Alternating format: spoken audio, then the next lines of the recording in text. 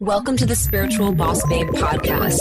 If you're a woman who is ready to step into your power and manifest a life and business that sets your soul on fire, then you are in the right place. I'm your host, Stephanie Bellinger, and I'm a mindset and success coach for spiritual entrepreneurs. I am obsessed with helping my fellow soul sisters shine their light and live out their purpose so they can experience more magic in everyday life. We all have a special purpose here, and we're meant to share our message and gifts with the world. You deserve to be fully supported emotionally, spiritually, and financially from doing your soul's work. Together, we can make a massive impact in the world, and it's time. So let's do this.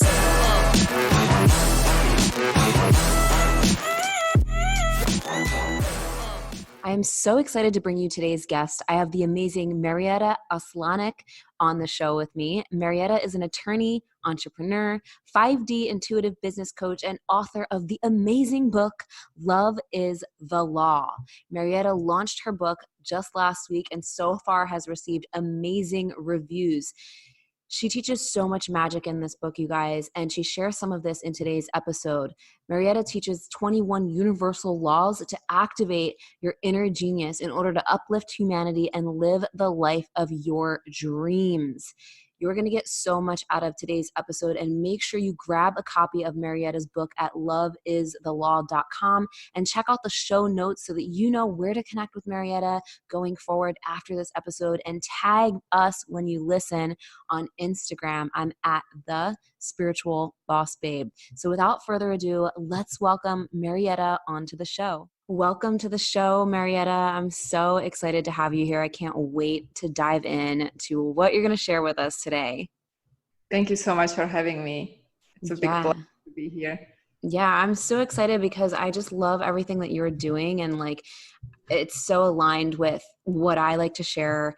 And I just can't wait to dive into all of this. But first, I would love to hear, like, I know you have I just want to dig into your whole story, but what really got you started on the path to, I guess let's start, what got you on the path to transitioning from the law work, being a lawyer, into like writing your book and doing what you're doing now in the spiritual entrepreneurial realm?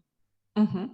So my inner awakening started about 6 years ago, when I overcame very painful breakup with my ex-partner, who was also my ex-business partner.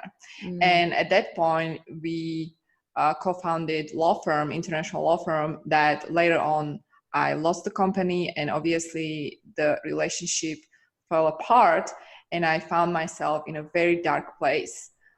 In terms of finances, I was back then pretty much in huge debt because of the law school expenses. And I, like I said, sort of felt that I lost relationship and my company, and it felt like my entire world collapsed.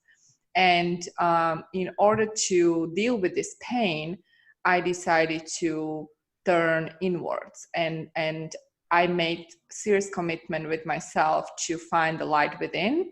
And I felt that if I continue the same path, it's going to just be repeating the same story. And so I decided to change the story and do a lot of inner work, a lot of spiritual work, meditations, a lot of soul searching, purpose searching, and so on.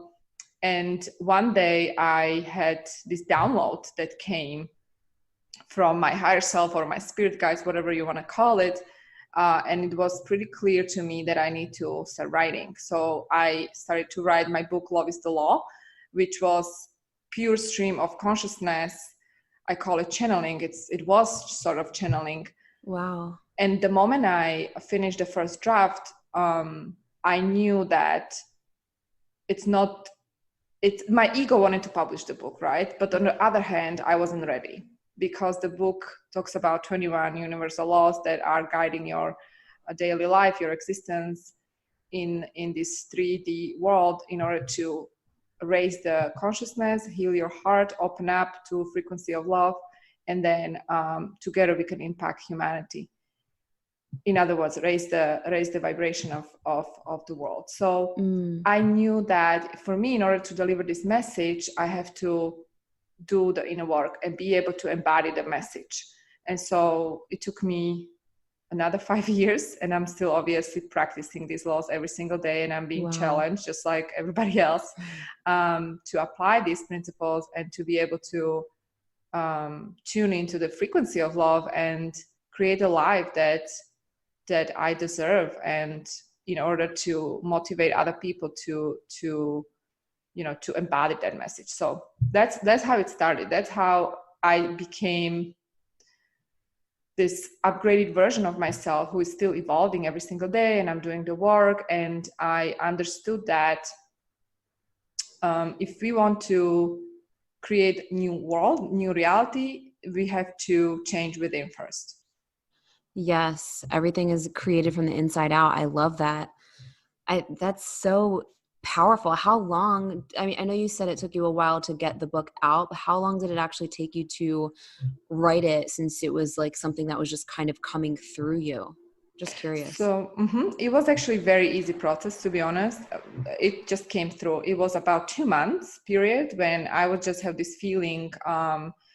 It would start when I would just meditate, and after the meditation, it was literal downloads. It would come through me. I was not forcing anything. I didn't have any structure, no table of content. It wasn't like, oh, let me become an author. Like I have nothing else to do. At that point in my life, I was actually building my other company, which is a law firm serving foreign immigrant entrepreneurs to move to US and start profitable, purpose-driven companies. So I was really living in this, this sort of duality. On one hand, I was channeling things nobody knew about, and on the other hand, I was building my law practice, which is my company. So I was being entrepreneur. But the channeling part, it was always effortless. I did not, like I said, I did not plan anything. It was coming through me. It was pure stream of consciousness. And Wow. it took me probably 2 months to be done with the first draft. Now, after that, I felt that, like I said, I wasn't ready to publish it. And I felt that I need to start applying these principles into my life. And so I decided to face my fears, and one of my fears was traveling solo. So I traveled solo for about 1 year.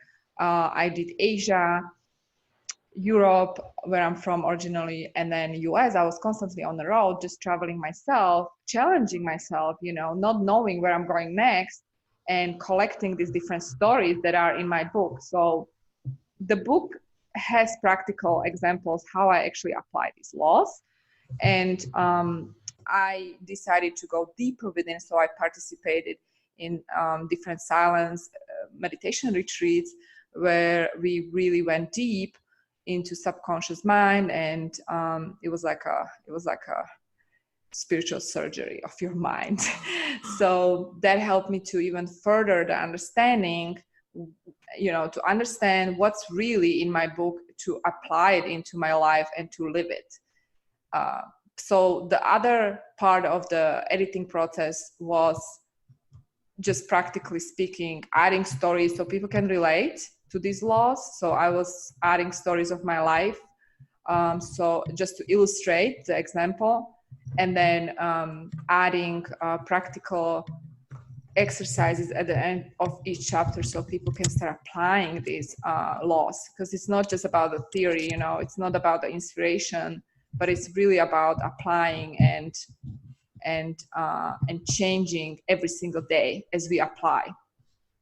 Wow. Can you give some examples for like what those universal laws are? Absolutely. So there are 21 laws, and for example, the law of imagination, it's a very important law. I think imagination is more important than anything else because it all starts with your vision. So don't limit yourself, allow yourself to dream big. And sometimes if the dream is scary, it's good. Even though you don't understand how it's going to be manifested, I feel like people are afraid to dream big, and I feel that we need to actually practice dreaming, because as we do, we envision and we feel the emotions. And that is connected, for example, with the law of, where is it? The law of quantum leap. Like you can That's experience my jam. yeah, right. I believe we can experience quantum leap it's just a matter of belief system. So these are examples. My favorite one is probably the law of self-love or the law of oneness, because, but the beauty about this law is that they're all connected, right? So it's not like the ultimate law is love, but at the same time, all these laws are basically supporting the ultimate law, which is the law of love. The law of love. Yeah. And so, I love the topic of self-love. I feel like so many people go through, just self-doubt and not feeling good enough within themselves. And I think that probably is, in my opinion, the most powerful thing of all is self-love. And as you mentioned, you kind of had this awakening after you were going through a breakup and a challenging time. What were some things that really helped you, like, I guess, step up your self-love and your self-care during that time, or get through it?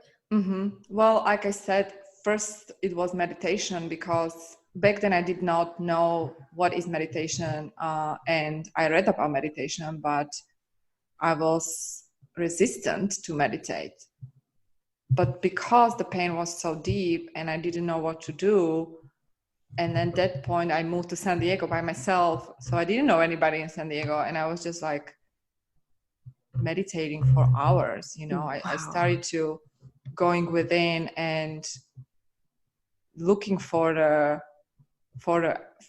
light or comfort, and the more I practiced meditation, the more I felt connection with source. Obviously it took me a while, but it was a process, and I'm still learning how to love myself every single day.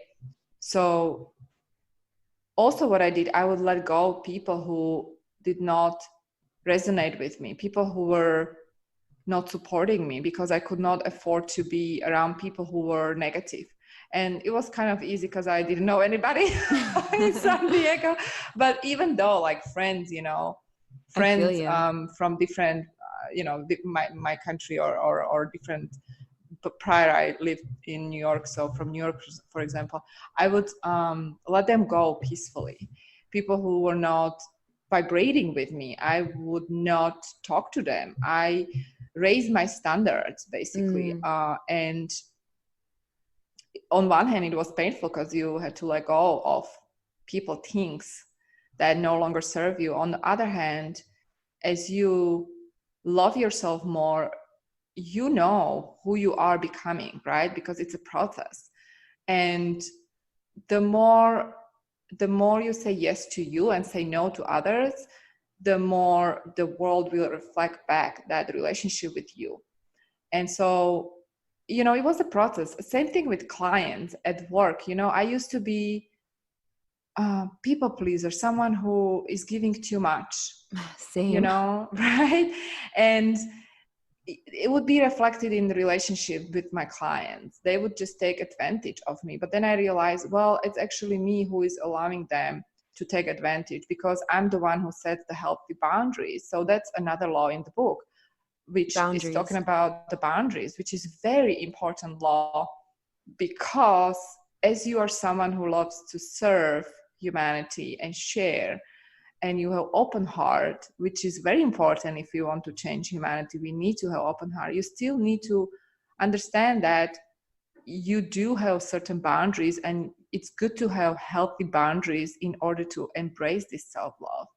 Otherwise you feel violated, and it's you who is doing it to yourself. So saying no more and being very careful or aware who you spend time with.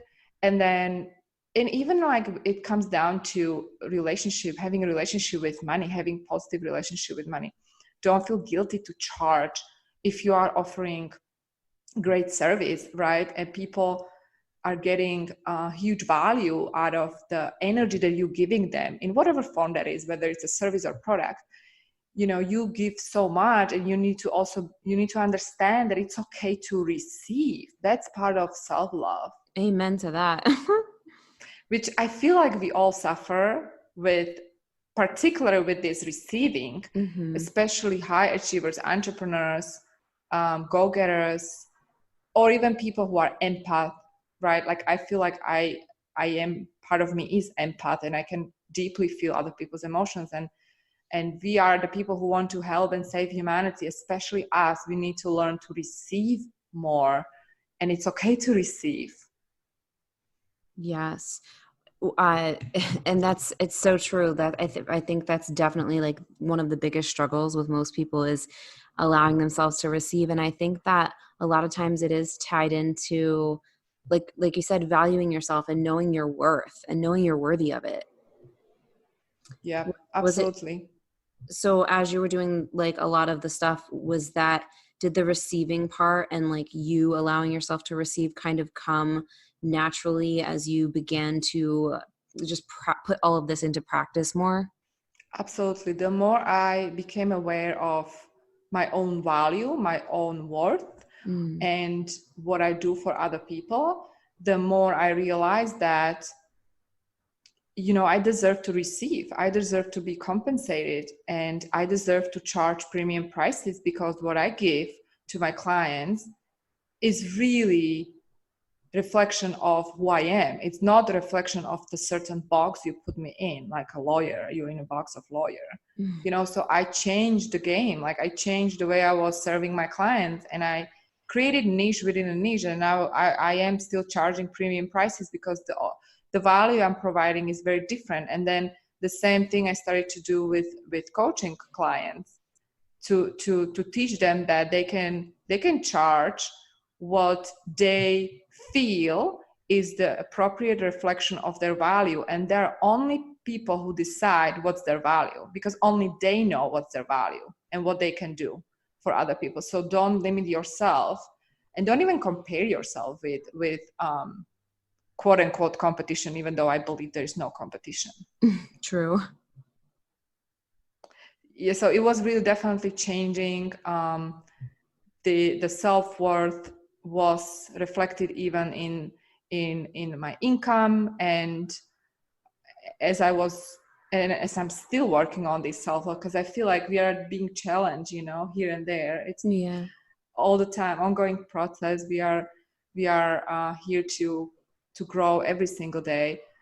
I'm still learning to love myself more, and to be that person who is example, who is shining the light, even though sometimes it's hard for me, you know. It's a process. Yeah. And I love that you're so committed to embodying the work that you're doing and really just embodying what you're teaching. That's so important. And I am so with you in that this journey is like a never ending journey of expansion. And I feel like for me, and I mean everyone, we go through like phases and cycles of things coming up for us to remember ourselves even more at the soul essence. Yes. I feel that we all know the truth deep down. It's just that we don't remember, we forgot, and now we are awakening to the truth. And if people resonate with this podcast, they know the truth deep down. So all we need to do is really to activate that truth by removing what no longer serves us, and letting go all the beliefs that are blocking us to see the truth, right? And one of them is lack of self-love, because you are worthy, you are loved, you are love. So all of us are, and that's who we are. So it's really just it's a beautiful process of remembering, going back home. And we don't have to wait till we die. I think we right now is the time for us to step up and awaken to the truth, and we need to do this collectively, And the only way how we can change humanity is if every single one of us do the inner work. So I am so committed. I will always be committed to do the inner work, whatever it takes, as long as I'm here in this dimension, in 3D world, because, you know, whoever, I feel like there are many people who are talking about deep principles, but they maybe are missing a little bit of they don't do the work, you know, or maybe they do, but maybe they are in a process of doing it, which is okay. We are all humans, right? But I think it's a time for us to seriously take responsibility and do the inner work, every one of us, and then we can see the change. Yeah, We the can inner work. experience the change. Yeah. Yeah, the inner work is the most important part. That's like what I preach too. And I know that you work a lot with entrepreneurs, as you were saying as well. Is like the inner work and the energy stuff and the mindset like your main and only focus? Or do you also like help them with their business strategy stuff? Just curious. Oh yeah, I do both actually. I Mm-hmm. started as when I started with my company, it was mainly helping foreign immigrant entrepreneurs to move here. So it was mainly the investor visa part, but then it transitioned to more coaching. And then it goes even further because now I focus on expanding my coaching business more and more because I see the need, you know. Over the years I work with people and I call it in the 3D realm, like just the practical business strategies, how you incorporate your business, how you grow the company, which are the, you know, the practicalities you need to apply these strategies. Mm-hmm. But at the same time, I learn through my own experience and through experience of my clients that if you actually don't have the right mindset and you don't have the proper inner game set up, then it's going to be very difficult for you to even scale a company, grow the business, because it's all about the inner game. It starts within. And so now I feel that 70% of my work is really this inner game, this mindset, this the raising of your energy and frequency, because that is doing the magic. You can experience the quantum leap if you actually know how to raise the vibration, how you become the frequency of the things you want to create or manifest in your life, whether it's a money or new company or whatever that is. Mm-hmm. And that has nothing to do with marketing strategy or the typical, you know, business practice that you do if you want to scale or start a company. Mm-hmm. So it's all about the inner world. And I'm sure you can relate because Oh yeah. your brand is all about combining these two different worlds. And I feel it is challenging sometimes because we are using different part of the brain when we are doing this type of work. Mm-hmm. But at the same time, I feel like this is the time for humanity when we are transitioning from 3D to 5D, and it's essential to apply these new principles. Yeah.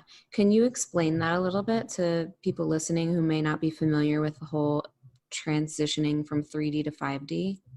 I'm so Sure. with you. So the way what's happening is that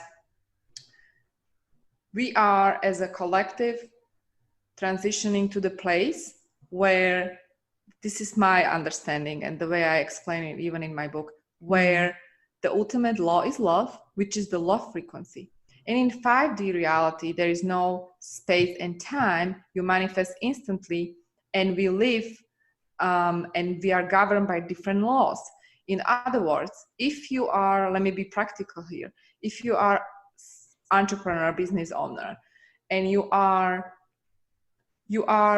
running your company in the old way of thinking, grind, hustling, you know, big deals, thinking about money, how I can make money instead of turning into your heart, how can I serve, and then yes, and then receive, right?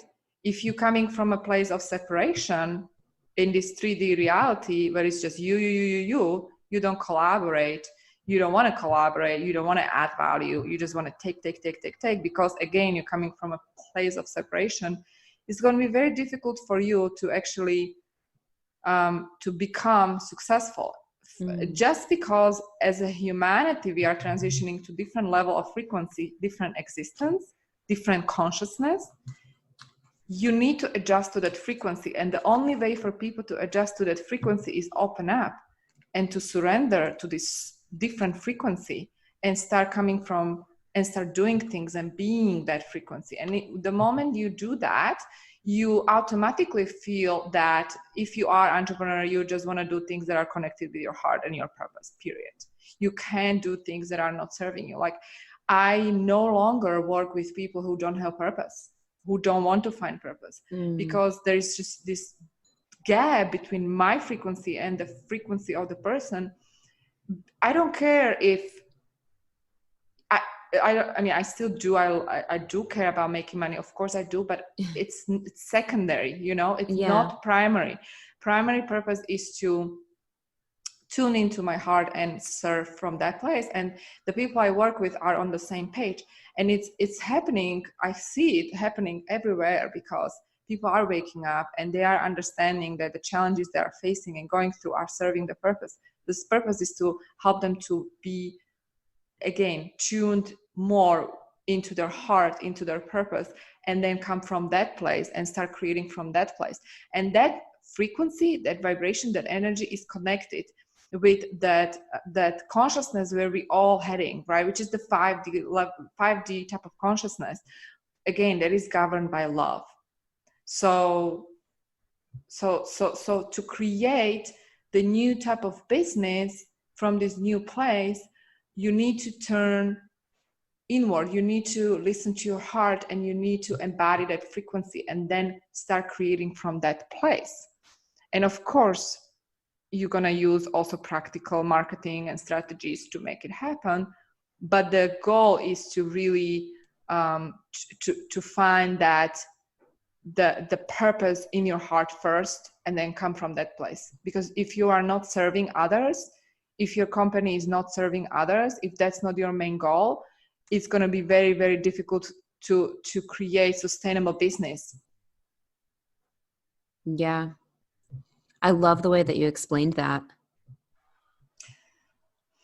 I feel like it's where we're heading, you know. If you're someone who is greedy and you just care about money, you can create money if you coming from, again, place of separation, place of lack. You will attract.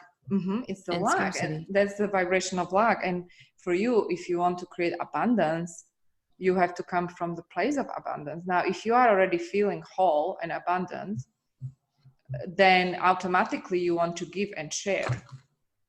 So it's like a beautiful dance of, you know, giving and sharing and receiving. And it's every single law in my book is really, it's connected with this, with what I'm sharing here, so you can understand the concepts, because it's all about balance. At the same time, there's another law of balance. I can't wait to pick up your book. For those listening, it's Love is the Law, right? Yes. Yeah, it's Love is the Law. They can go loveisthelaw.com, and the book is pretty much available everywhere. It sounds like it's rich with so much. I feel like, you know, the laws are, like I said, universal laws. The thing is, like, I always felt that, I remember back in law school, this was in Chicago Northwestern University, I had this feeling that it was intuitive feeling telling me that, okay, you know, these laws these are limited laws, man-made. You know, the real laws that are governing our existence are universal, and these are higher principles that we as a humanity, we need to start applying and practicing every day. And it was just a feeling I had no idea that one day, you know, there's going to be Love is the Law book and all these different laws. Like, but it's so funny because that also proves there is no time, you know, like you can manifest something and, you know, you have a thought 3 years ago and then it's just manifested, or something that you thought about like 10 years ago and oops, it just got manifested and you feel like, oh, it came from nowhere. No, actually it came from the field. You put it out there.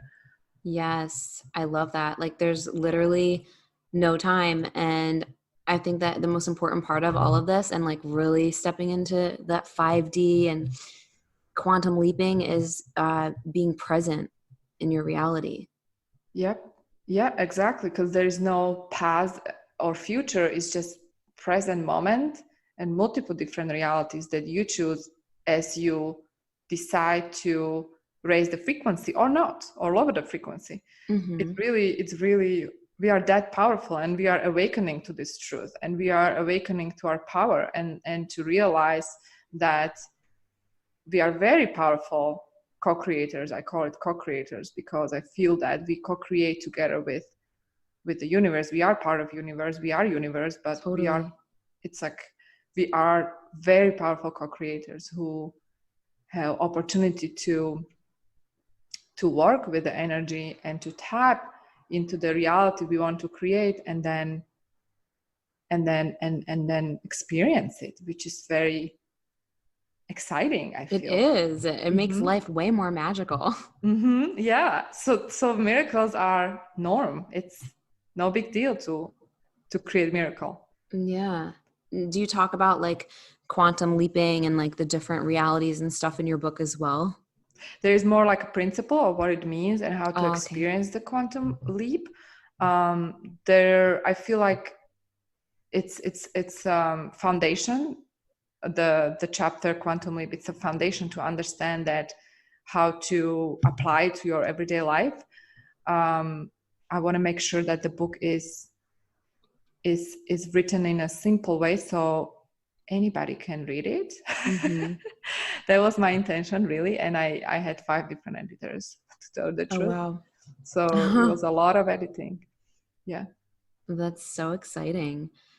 So I do have another question I wanted to ask a little earlier, because I know people listening are probably wondering like, and I am too, of like what you said you meditated for like hours and that really, really helped you like tap in to that love frequency and to just connecting with, you know, divine God, whatever you want to call higher power.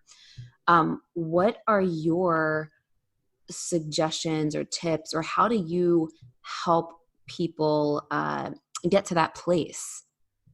Because a lot of people ask this question about like meditation, like especially if they're new to it, on like really how to still their mind. Yeah, absolutely. I feel that well, you know, I started to meditate 6 years ago and I still have I still experience thoughts during my meditation. So it's not like, oh, I am monk. No. The thing is that if somebody wants to start meditation practice, I would just remove the pressure, honestly. And I would suggest that guided meditation is probably the easiest way to start with, because if you never meditated before and you do have the quote unquote monkey mind, it might be easier to silence the voice if you have guidance, right? So I would start with guided meditation. As you progress with your meditation, then you can play with different types of meditations. I personally practice Vipassana, which is type of meditation, complete silence, right? Now, the retreats I mentioned before, these were Vipassana retreats where we sat in silence for, I believe, 15 hours a day for a period of 10 days. Wow. And I'm not going to lie to you, for me, because I have analytical mind, it was very challenging. I can imagine. And yeah, it took me a while to like my meditation practice, honestly. It took me a while. But I see the difference, you know, I see the difference that if I don't meditate daily, I went to these high beta states where my mind is analyzing everything, is super fast. And I suffered with anxiety in the past because my mind is just so quick, right? So I need to meditate daily in order to maintain peaceful state of mind, even though I'm not peaceful all the time, obviously, but still, in order to be able to deal with daily challenges in a peaceful or more peaceful manner, it's important to meditate. And I feel that, you know, even today, you know, like in the morning, I didn't feel like meditating, you know, but I created habits. It's like you're going to gym. Do you feel like going? Yep. No, sometimes you don't want to go to gym. Like, why would, but it's the same with meditation. You just create habit, you know, you know, you have to do this, just like you need to have breakfast, you need to breathe, you need to drink water, you need to sleep. Include your meditation practice in your daily life and make it a priority, because if you do that, I guarantee you're going to see difference. What's happening when we meditate, we are using different part of brain, right? So you are changing the neural pathways in your brain. And it's very important, especially if you're someone who is like me, you know, who is analytical, who is very busy entrepreneurs, you know, all of us are experiencing stress on daily basis.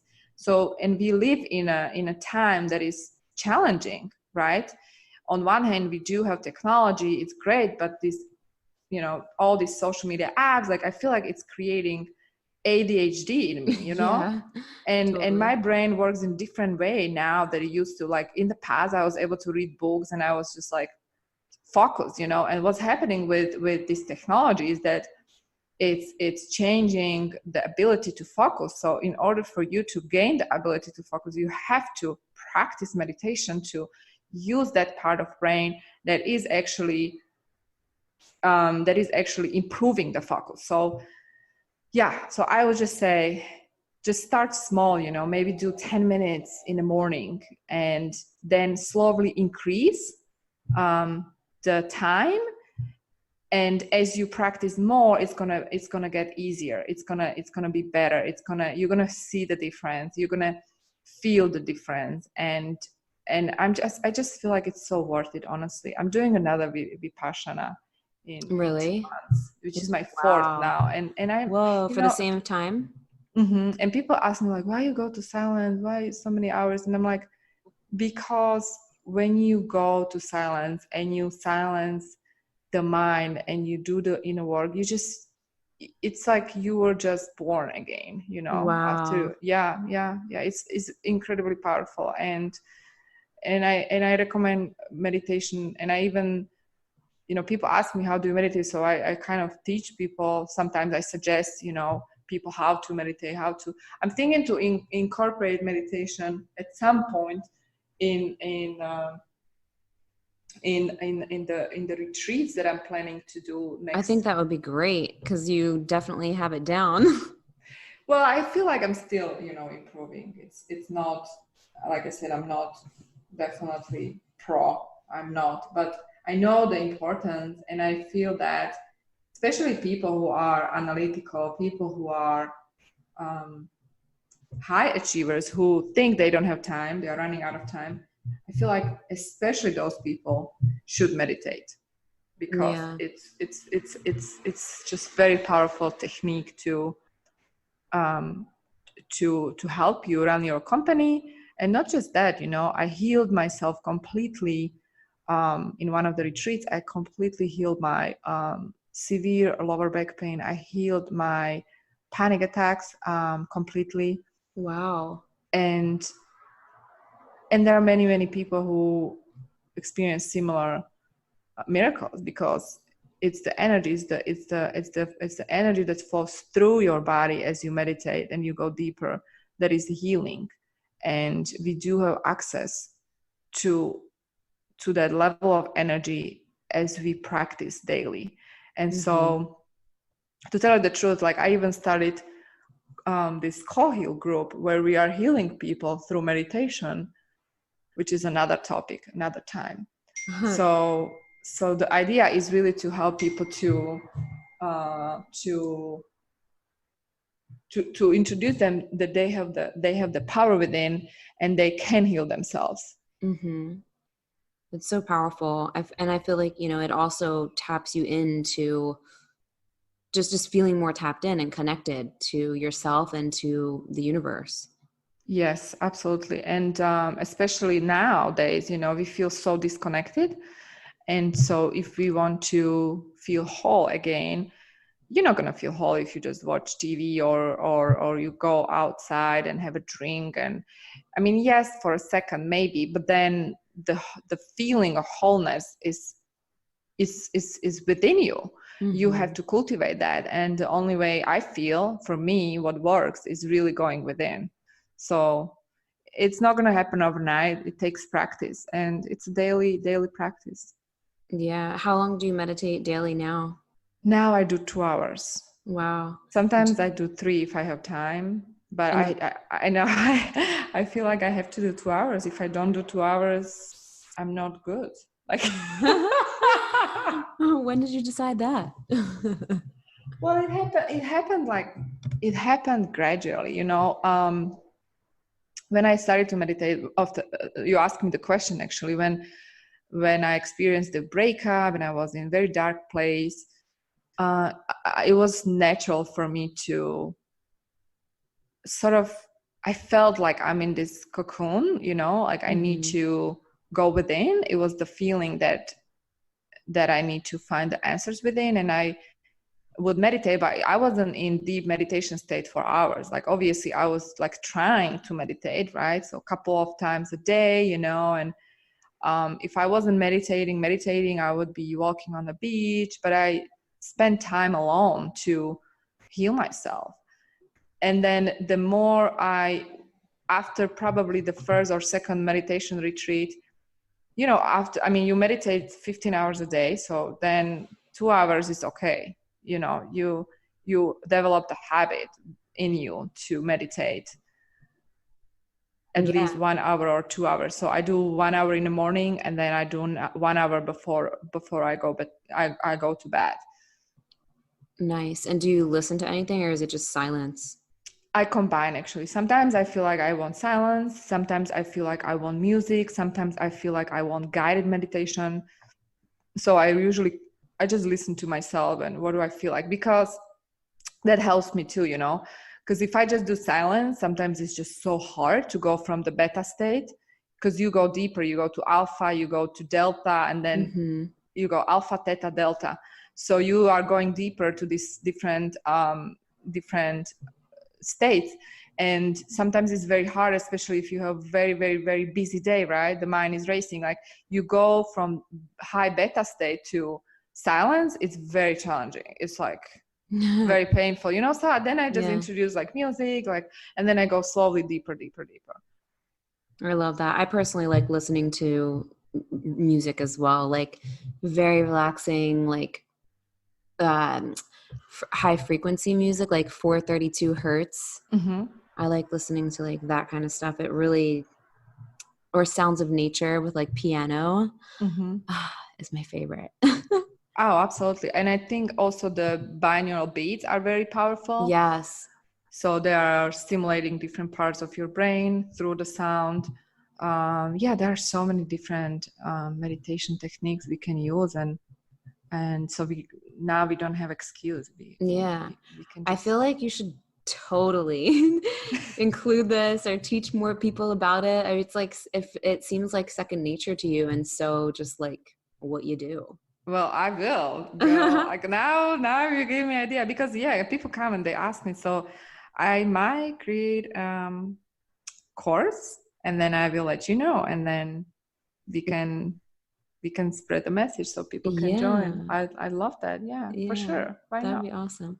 So, what are your other plans with the Love is the Law book and everything you're doing going forward? Do you like, what's your bigger vision? So right now, my vision is really to focus on spreading the message, and make sure that book is in hands of people who really need it. And I just got offer from publisher from Slovakia, where I'm originally from. They will translate the book into Slovak language. So is going to be published there. And I'm going to start doing workshops because people are already asking me questions. They want to go deeper. And part of the workshop, Love is the Law workshop, is going to be also the meditation, because in my book, I talk a lot about meditation. And at the end of each chapter, there is exercise, how to meditate. So there is going to be a workshop, online workshop, Love is the Law, as well as probably I do in-person workshops as well. Mm-hmm. And then I do offer coaching one-on-one if people want to work with me. And then I have different programs as well. They can just go to my website and find it. And my other vision is also create more like a collaborative place where people can come, people who are awakened or they are in a process of awakening, they want to share their teaching with others, and this is called Love is the Law School. Oh, so, I love that. Mm-hmm, and you are welcome to join our school. I would love to have you. So this is going to happen probably next year. I'm going to be focusing more on that, and right now it's really about spreading the message. And right now I'm working people one-on-one, and doing the Love is the Law workshops. And then there is going to be retreat for sure coming up, which is gonna go deeper. So exciting times, and I still have my other company, the law. So it's exciting times for me for sure. I'm very, very, very happy that I have opportunity to serve more people now, and with these different programs. And that's so exciting. So to everyone listening, you have got to check out Love is the Law at loveisthelaw.com, right?